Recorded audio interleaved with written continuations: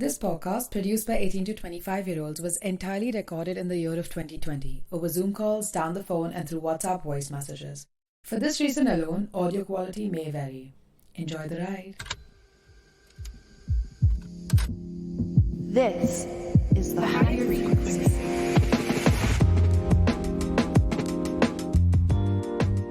Welcome to The Higher Frequency, a podcast by Youth Music.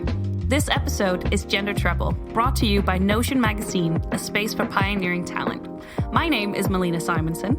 And I'm Liv K. In this episode, we're going to be reflecting on how music can challenge our preconceived notions of gender and identity. Today, we're joined by Girli, a genre-bending alternative pop musician from London, and Grove, a genderqueer producer and vocalist from Bristol. With Girli and Grove, we explore power, identity, performance, and social media, all in relation to gender, sexuality, and music. Not only do we have in-depth conversations with these artists about these topics, but we hear the voices of members of the LGBT community in their unique perspectives and experiences as avid music listeners. We wanted to focus the episode on LGBT+ artists and their expression of gender and identity in music, because at this moment more than ever, they're breaking through the confines of the industry to offer authentic, refreshing, and subversive sounds and voices that have previously been rejected. As members of the LGBT+ community ourselves, we wanted to hear from the perspectives of like-minded artists and listeners how music is used as a medium to confront, navigate, and perform the deeply personal and political topics of gender and sexuality. In this first section of the podcast, we open a conversation with our guests, Girli and Grove, and then Malene and I reflect in the studio. So one of the things I talked to Girli about was how she writes very candidly about her sexuality and romantic attraction in her songs. And I was really interested in hearing if there had been any communication about this from more of like an industry or production point of view. So that was one of the questions I had for her. Something from like a production side of you where anybody like talked to you about writing songs like this or anything like that? Or were they completely on board with it from the beginning? I think for sure when I was starting to write music and I was being put in the studio with a lot of older men basically or male producers, and I would feel like, oh, I don't know if I can be honest about this or talk about it, say it's a girl. So sometimes I just say, oh, it's a guy if I was writing something romantic or whatever. But I think now as I've gotten older, I've got a lot more confident and comfortable in my sexuality, and I'm not worried about that anymore. But it is interesting sometimes how it can be kind of tokenized or fetishized, like, oh, you're writing about a girl today, huh? Or, you know, oh, you're not writing that hetero love story or whatever. It's like, this is part of my life. This is normal to me. And it might feel like crazy to you, but it's like really not. And so whenever someone responds like that, I'm usually like, yeah, cool. I'm not going to collab with you anymore. Okay, that's good. But yeah. Sometimes it's kind of almost the opposite of somebody being like, oh yeah, no, that's really, really cool. Instead of like being put off by it. Yeah, they go like so the other way. They're like, oh, okay. It's like, I'm not like trying to be like super quirky. This is just my sexuality. Like, what?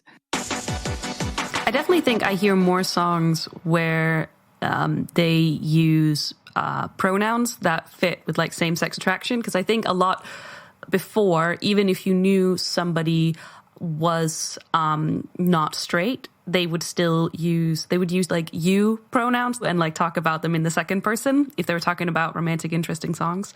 So I think there's definitely been more of an like acceptance of using pronouns that kind of say, no, I'm a girl talking about a girl. And I think that's really great. So it's like it becomes normalized in the music that we listen to. Yeah, I find that as well. I was thinking, I can't think of specific stuff that I've listened to that's like explicitly been like, I'm gay. But like, yeah, with pronouns, something that a band that Liam talks about, one of the community listeners that we spoke to, he talks about car seat headrest, and I was just re-listening to their album, and Will Toledo, the lead singer, he just constantly throughout the whole album uses he pronouns to talk about like someone that he's like romantically attached to.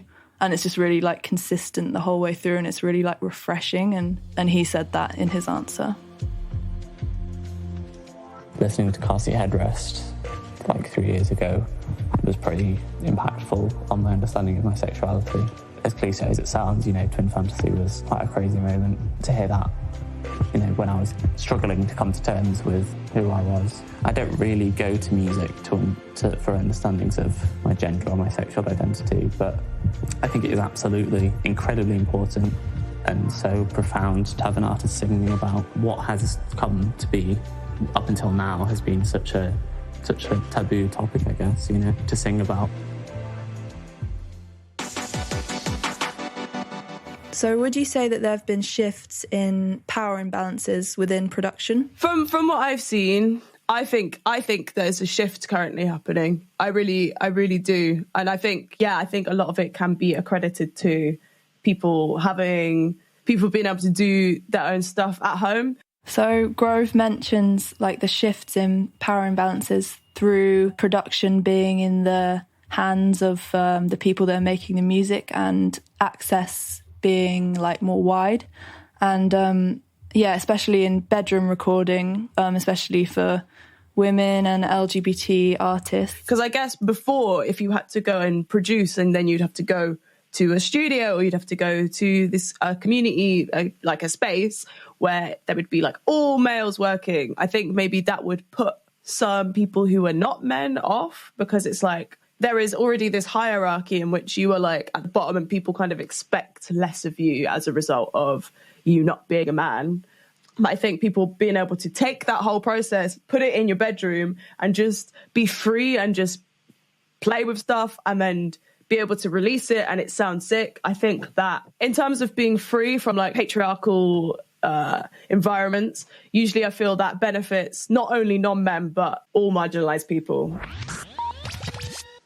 Lyrics generally are very hit or miss, but if an artist is talking about themselves, even in a fictional way, but about things that they experience or have experienced. Stefano, a member of the community and a listener, spoke about the importance of confessional lyricism and how it can be recorded, songs can be recorded in the bedroom environment without amazing production, but still have a really amazing affect. The authenticity makes something special about the song and the artist. So it works perfectly. And you don't even need big production to get struck by the confessional nature. You can record it in your bedroom. And I think that point is really important, because it's like, in terms of production, I think maybe in my teen years I was really drawn to the lo-fi sound and like the sense of intimacy that came with the sound of people, or maybe queer people, recording in a bedroom environment. There's like a real feeling of closeness in the sounds themselves as well as the lyrics. I even feel like the bad quality adds to the special feeling that the music gives, and that it adds to its authenticity. It's really interesting because you said teen years, because for me it's kind of been the opposite. It's something that I'm kind of discovering now, and I'm finding really inspiring as I'm kind of trying to write my own things and play around with like media and storytelling in various forms. Just this concept that you don't have to have lots of fancy equipment to tell your story, I think is really important. So this idea of opening up access to different spaces also kind of fits in with one of the things I talked to Girli with, which was about how she felt she had been received in the industry as a queer woman. Do you think in general being a queer woman has influenced how you've been received or your presence in the music industry? I think on the fan side, it's been amazing because, like I said, the LGBTQ community of music fans is so loyal and intense in the best way, and so dedicated and strong. And so that side of things is amazing, and especially social media and online as well. In terms of the music industry, I mean, I have like had my ups and downs in the music industry. I think it's like run by middle-aged white men who don't really know what they're doing. Right now, like queer artists are just leading the way. Fans and social media and that side of the music industry is amazing. And it's like has way more power, I think, now than, you know, all those men in boardrooms. I think that the power is shifting. Do you feel like there is a difference to when you're working with like female producers versus male producers? Yes, I think it just feels amazing. I think it's like the energy is really different. It's weird that it's still so rare to find a female producer. A lot of the producers I work with are men, and they're awesome. They're super cool. But even though I've had to train myself to not keep quiet when I want to say something, and, you know, to speak up and to say, hey, you know, but the amount of times I've been gaslit, patronized, talked down to, made to feel silly or small in studio sessions. And I feel like with a woman producer, it's just, there's none of that, because there's no like preconceived ideas of gender or hierarchy or, you know, anything. It's just like, it's just a vibe.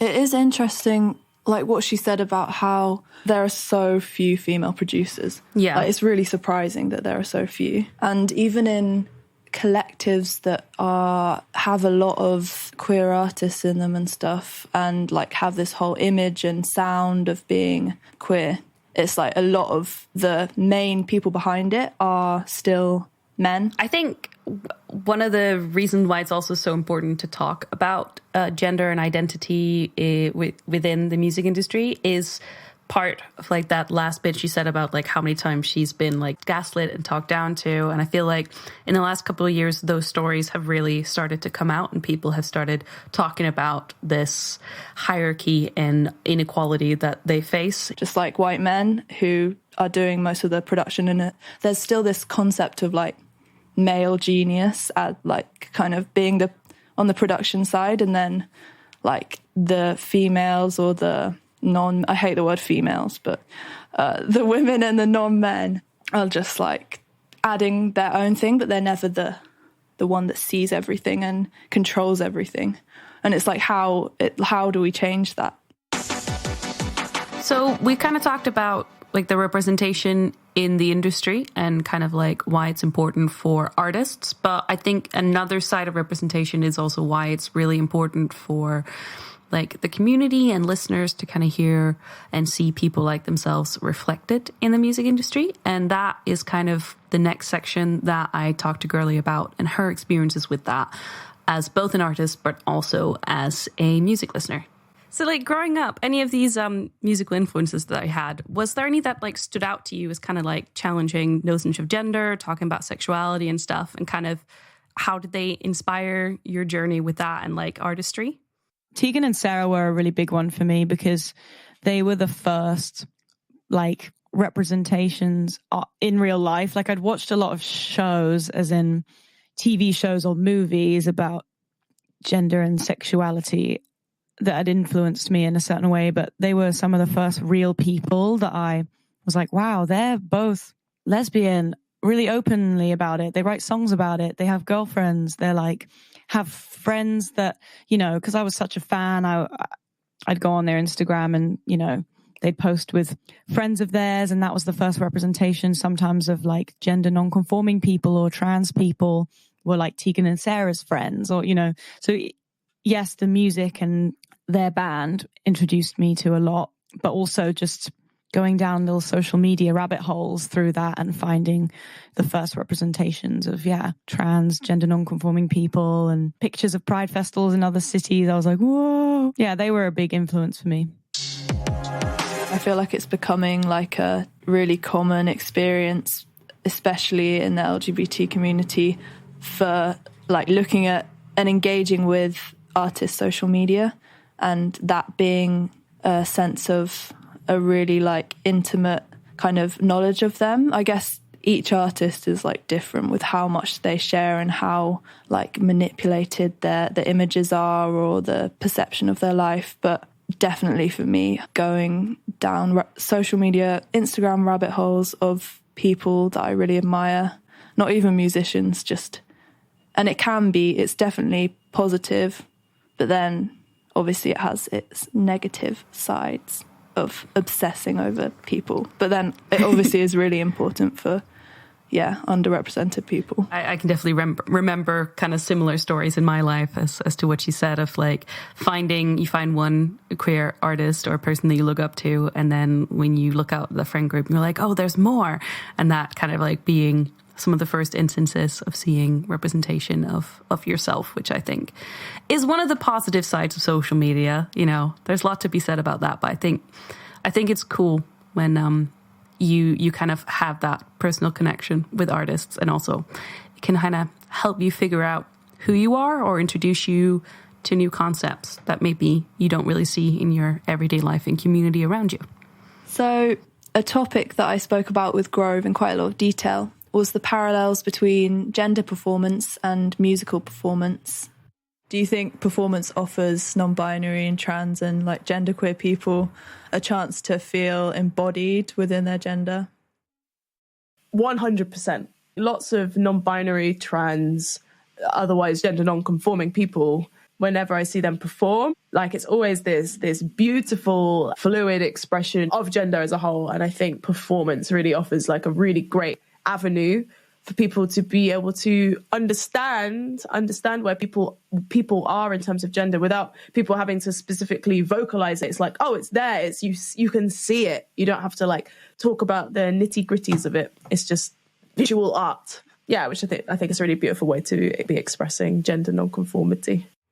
Are there any specific ways gender queerness makes its way into your songwriting process? So I haven't got any tracks that are like specifically talking in depth about gender queerness, but I think it's just like normalizing the language, like using like they pronouns within the track and mentioning that I'm genderqueer within like a hip hop track, and I don't know, just kind of dropping it in, just spreading little nuggets of normalization within it. Nice sprinkle. Exactly, just that. Just a little sprinkle. One of the things I think they described really well was this bit about performance kind of just like showing how that person is with their gender, and kind of like the performance art bit. Because I think, you know, as humans, we try and put words to things, to labels, and put things in boxes. But the whole thing about being gender non-conforming is that it doesn't fit into a box. So I think a lot of people try and like in a really like ironic way and be like, oh, this is how you are genderqueer. But the best way to just kind of like experience how somebody sees themselves and identifies themselves is to actually just experience them. Yeah, that's a really good point. One of the community listeners, Esme, was talking about how they listen to a specific band and have been to a few of their gigs called Gloss, and they play into that really over-the-top performance, but in a way that's really like powerful, and that goes against the notion of LGBT people needing to be protected and stuff, and like their performance of gender is just so like unapologetic. Gloss was the first hardcore band that sounded heavy, it sounded hard, it was, you know, the stuff I liked, and they were yelling about stuff that was important to me, that I could relate to, that I wanted to be yelling about, that I could yell along with them and mean it, you know, with my full heart. So seeing a band that has trans members in it, and they're talking about the struggles that trans women face, that was really eye-opening and refreshing to see within the hardcore community. I wanted to find out more about the differences between physical performance, like performing in person and connecting directly with the community, versus, especially in these times in lockdown and through the pandemic, with people in the community virtually, and whether it's possible to achieve the same or, if any, level of connection. Hell no. No. Usually after the adrenaline rush of doing a show, you're like, okay, cool. Let's bustle about. Let's grab some drinks. Let's do this. Have a chat with you. But there's just none of that. I just went downstairs and people were like, how was your thing? I was like, yeah, fine.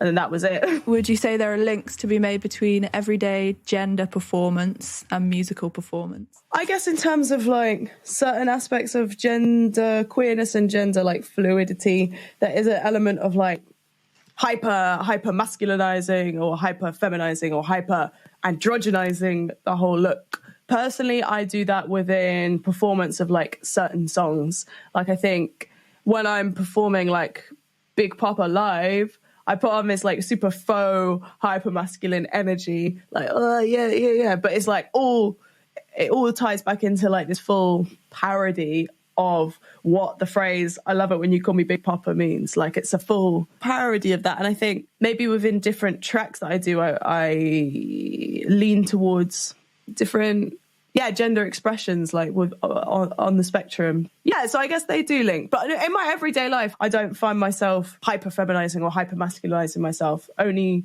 within music and that aspect of it.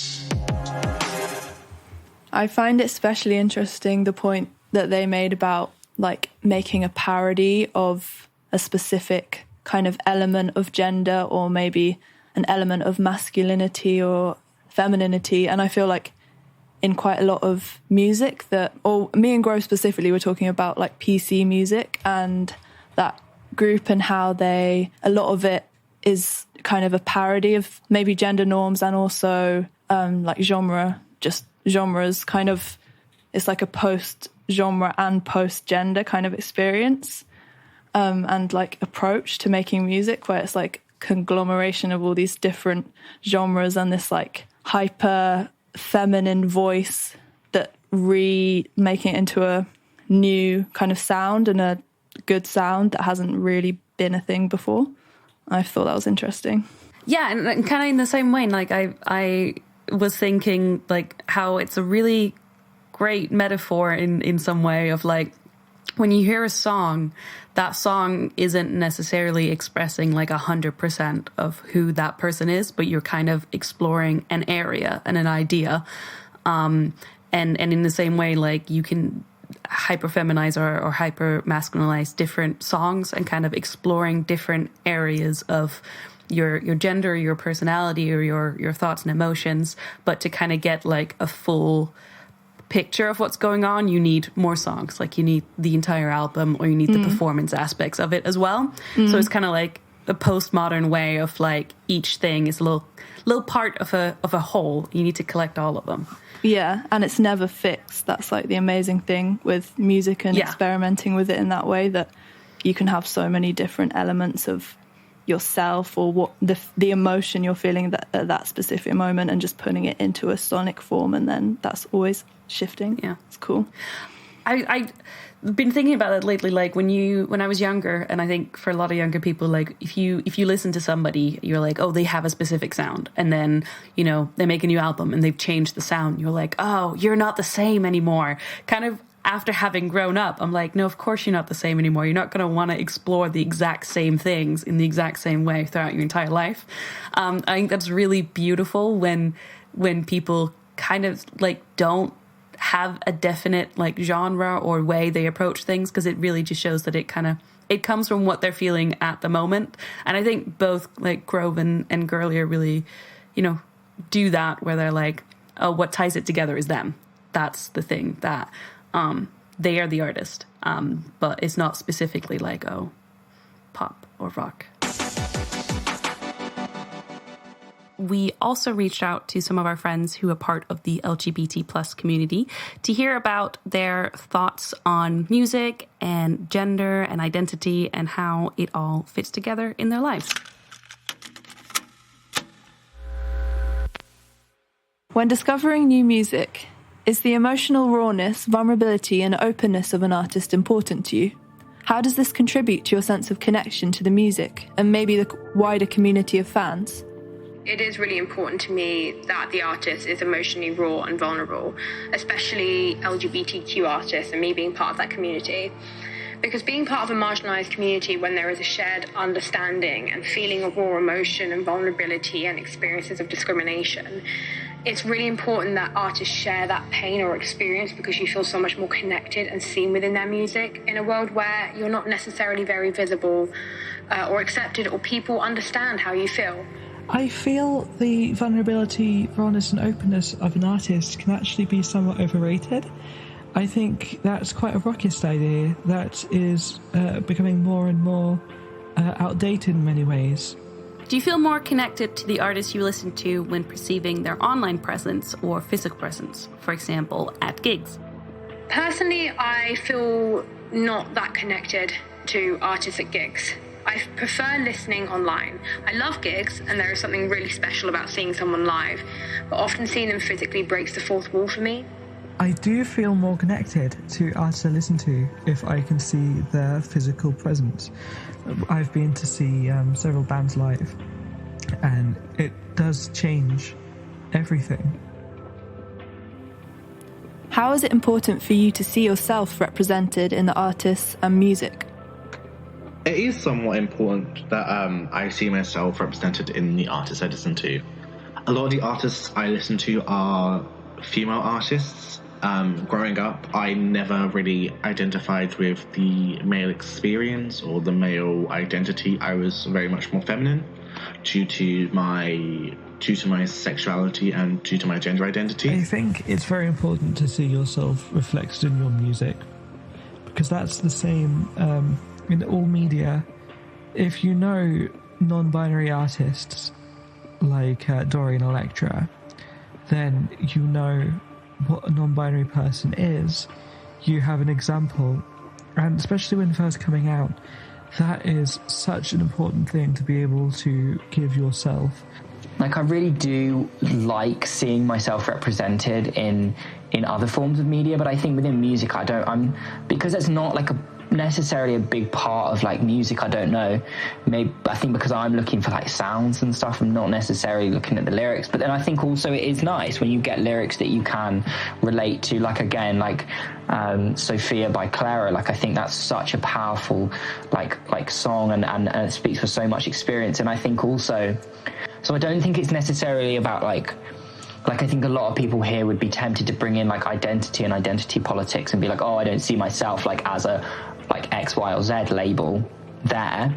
But I think in terms of shared experiences and stuff, I think that's really nice. And like hearing experiences in song that I potentially would relate to, I think is more important to me than like identity. Here's more from Liv's interview with Grove. Up skirt, drink a little brandy. Could you talk about like the importance of improvisation for you? Totally, yeah. I think it feels like you're accessing a different part of the brain, like a different level of, it's like more of a subconscious thing. So things you may not have like fully processed or realized, if you just kind of like, you're in the moment, you were just doing as opposed to thinking about doing, then so yeah, sometimes you access these things you didn't think were an issue, you didn't think that you thought about, but you actually do. And with a lot of like the lyrics that I write, I will literally like, I'll have made the track and then I'm like, okay, words. And then I'll just hit record on the track and then just literally close my eyes and just say whatever comes to my brain. A lot of the time it doesn't make any sense, but I'll just kind of say like a word. I'll be like, oh, my brain is trying to tell me something here, and just kind of string it together as a result of that.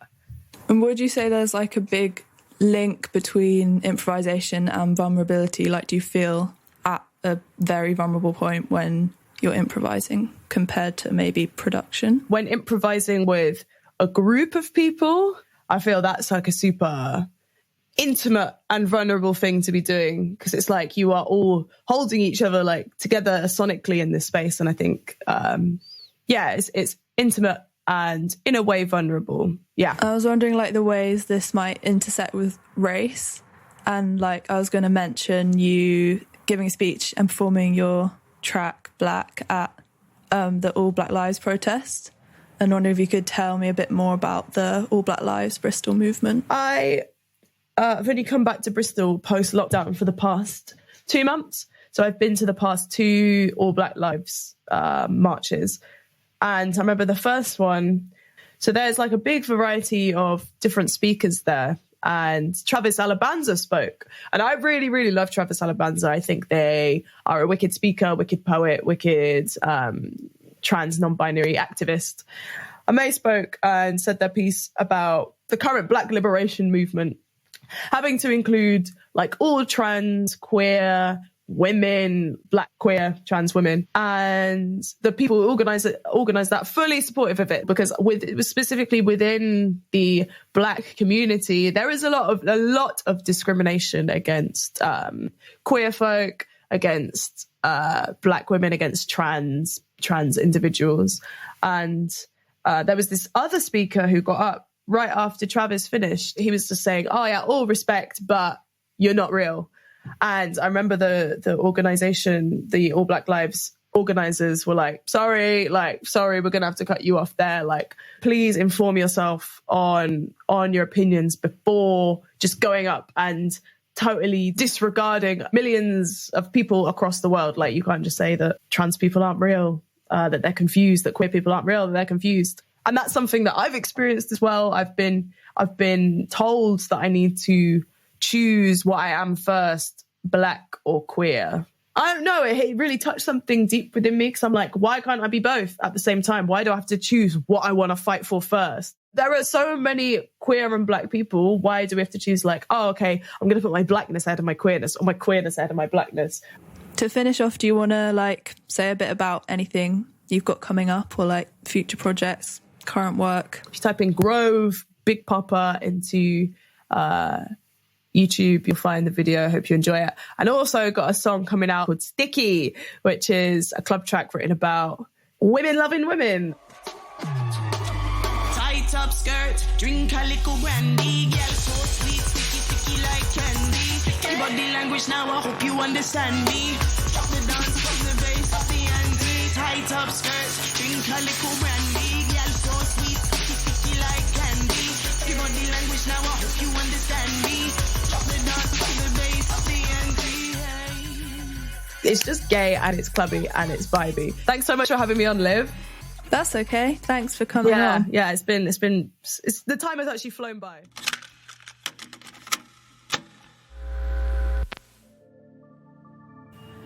Do you think music is a good medium for creating connections between minorities? And if so, how? Yeah, I think it's actually essential sometimes, because it's just bringing people together. And I think it's especially important when it comes to minorities. Music has been used since the dawn of time to create a sense of community, promote beliefs, keep people positive, express political opinions. Music is a huge part of culture. It's often a defining part of people's culture and background. And something like music has been used forever for people to be able to express themselves, whether it's happiness or pain, and make it a staple part of their culture. It's clearly important and still more prevalent than ever. Is it important to you to connect with artists outside their music, for example, on social media? It is important, and I think it's important for them as well, because it's just a way to connect with fans, and it's like a nice relationship, and especially like in 2020, because with like a pandemic, I think you have to create this kind of connection even more now. Yeah, very much so. I love seeing what artists are doing in their personal life, because it creates a connection between you and the artists themselves through Instagram and through Twitter. I also think it allows us to have a insider perception of who they are, and it allows us to make our own judgments on whether we want to support them. Here's more from my interview with Girli.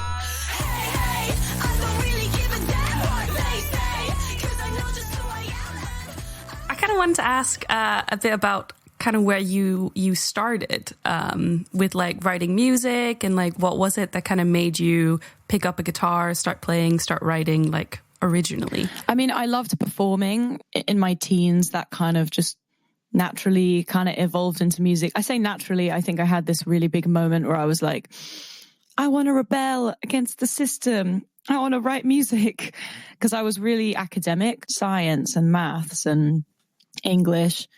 I got to like 15 and realized I loved English. I loved writing creative stories and all that kind of stuff. I loved bands, and I was bullied at school. I had a really like terrible time. Going to gigs was such a liberation. When I got to be 14, 15 and I could go to gigs on my own, or like with friends, without my parents, and like it was this whole new world, because I saw how much fun it looked. All these bands on stage, like rocking out. I was like, I want that to be my life. So Hell yeah. I kind of, in like doing research for this and stuff, I've kind of seen a lot of definitions on people's takes on what genre your music belongs to, and it's never described the same way. So I was wondering, kind of how would you best describe it? The way I think about my music is that it's alternative pop with a punk edge to it. I think the thing that ties it together really is me. The new music that's about to come out has a lot more of like an aggressive alternative pop is what I would call it. So what is your writing process? Like when you sit down and you want to write a song, how do you go about it? Yeah, I mean, I'm always writing ideas down, whether it's conversations or overheard conversations or a song that's playing somewhere and I'm like, oh, I like the way that drum sounds. Or a big part of how I write songs is they all start kind of as poems, I guess. But usually I'll go in with an idea and a concept and kind of already a rough sketch of something, and it'll go from being a baby song to a grown-up song. I like that concept, a baby song to a grown-up song. Yeah. There's also quite a visual and aesthetic side, both in like music videos, but on social media as well. Where did that kind of come from? It's funny, like I think my aesthetic has changed so much over the last couple of years. I mean, like I've always had the pink hair. That's always been something like a constant. Pink is a color that people underestimate and kind of prejudge, which I think a lot of the time is like how people view women, to be honest. They underestimate them and they prejudge them. Also the word girly, I mean, you know, that came from when someone says something's girly, you immediately think it's like a bit sissy and flimsy, and I like the idea that it's actually, for me, represents something so powerful, like badass, kick-ass women. And same with the color pink. I mean, I'm obsessed with Japanese culture, but I used to be really into kind of kawaii vibes. And so when I started out when I was like 17, I was very cutesy. And then I think it's developed into a punk style, really inspired at the moment by kind of 90s badass bands like Bikini Kill and Hole and their aesthetic and kind of DIY, rip it up and start again kind of vibe. And then I've always been really inspired by, I don't know, Gwen Stefani, but then also a lot of the kind of 70s punk bands like X-Ray Specs and Susie Sue and the Banshees and all that kind of vibe.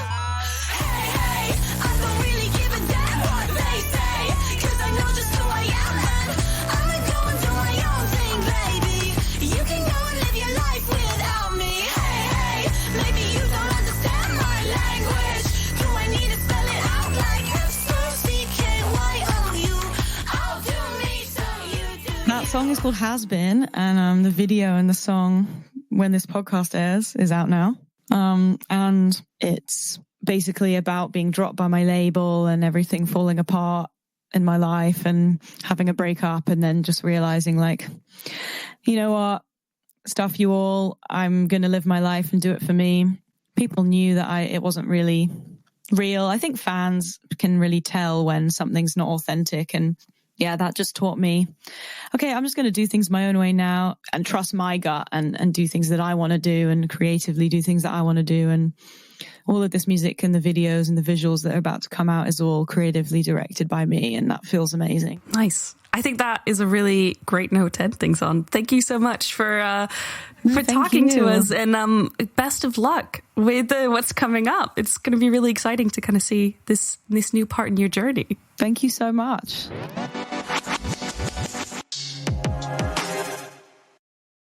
Thank you so much to our guests, Girli and Grove. You can find them on all social media platforms at They Is Grove and Girli Music. Also, a massive thanks to the people from the community who answered our questions and shared some invaluable insights. It's been great to explore the topics and themes of gender and identity in the music industry, and we really hope you gain some new understandings and feel inspired to continue these conversations in your own lives. You've been listening to the Higher Frequency Podcast with me, Malene Simonsen. And me, Liv K. This episode was produced by Felipe, Airey, Franco. It's a bold-faced production for youth music, led by Femi Oriogon Williams. This episode was sponsored by Notion Magazine, a space for pioneering talent.